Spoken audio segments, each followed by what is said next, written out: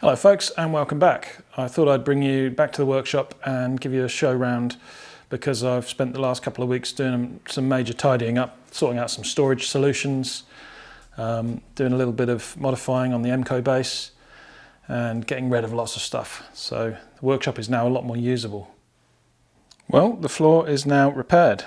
We've got the joists in, and on top of that we've got some of the yellow tongue chipboard that I mentioned. And it's a bit of a relief so that we don't have to worry about the upstairs door being opened. I had it screwed shut, but you know, still feels better to have the floor repaired, nice and solid. This area has been majorly improved. We've got got two new sets of filing cabinets, and I've got rid of some of the tubs that were laying around the place. These filing cabinets are much easier to use. You can get to the thing at the bottom of the stack. I've put wheels under them, and generally this is just all of my house renovation stuff, and also a few other things like rags and leatherworking stuff. So it's really nice to have this bank of storage, and works really well for me. I've drastically cut down the amount of materials that I'm storing. There were a lot of old rusty bits of steel that are, you know, there's nothing wrong with rust, but they were sort of also bent and mangled and had bits welded onto them.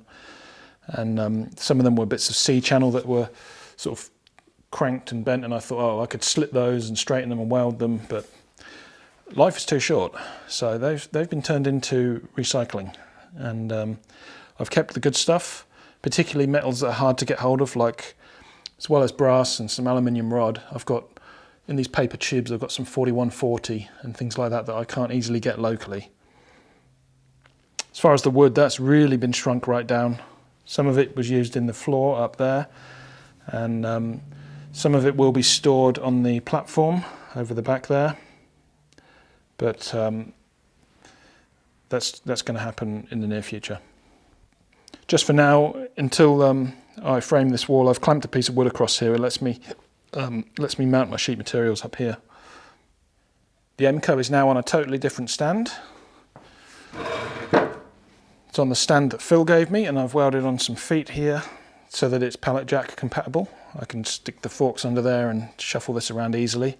The top is temporary. I'm going to replace this with something a bit thinner and a bit that'll fix the height.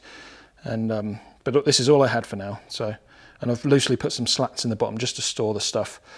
The idea was to get rid of the old one because this was taking up a second volume of space in the workshop, and I needed that space just to be able to move around.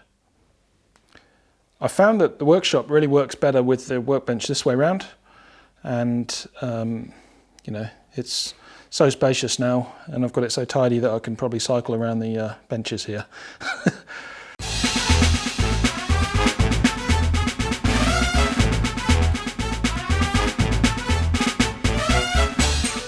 But these drawers are now all filled. There's handles on them since last time. They're labelled. And again, I've been selective and ruthless about what to keep. This is basically my view when I look at the drawers, and you can see different types of metal in different drawers. And they're just loose in these trays.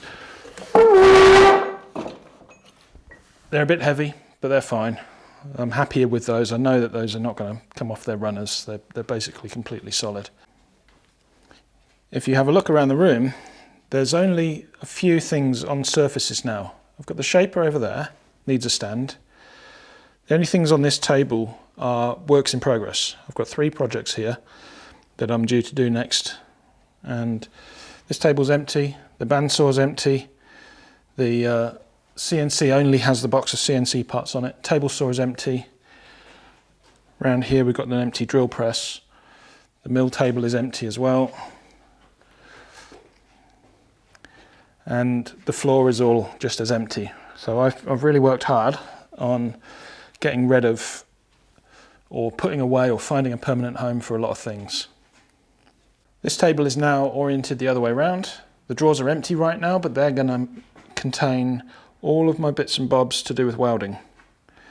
And underneath is all fabricating offcuts. So there's flat bar and channel and tube and things like that that I'm probably not going to machine with, but I can do if I want. And all of the machining oriented stuff lives under the bench that's next to the machines. So that makes a bit more sense. I found a new cabinet on Gumtree or Facebook, and the old one was really rusty and needed some body work, and it needed repainting and so on. This came up for a price that I thought I could get the old one for the old one. So this is much cleaner and brighter, and I've been able to rebottle some of my solvents and label some of the shelves. And I'm now using the Canyon sprayers that Bob in the Northwest gave me. So those work really well. I use these on the bandsaw and the mill and so on.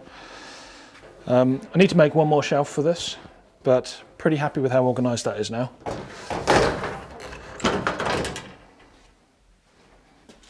One of the things I'm really focused on now is stuff that's too small for a pallet. I'm making a base and putting proper locking casters on them. So I want to be able to move everything in here if needed, either with a pallet jack or with casters. The main exception to the casters thing are these heavy benches and machine bases which need to stand on the floor, obviously. I hate a workbench that moves, and a machine that moves isn't an accurate machine. So it needs to be on the floor and on levelling feet as well. Now I've put levelling feet on this one, and I've sort of done an experimental design, and I'm going to do the same thing for these other machines. Okay, well, thanks for watching. I'll see you in the next video.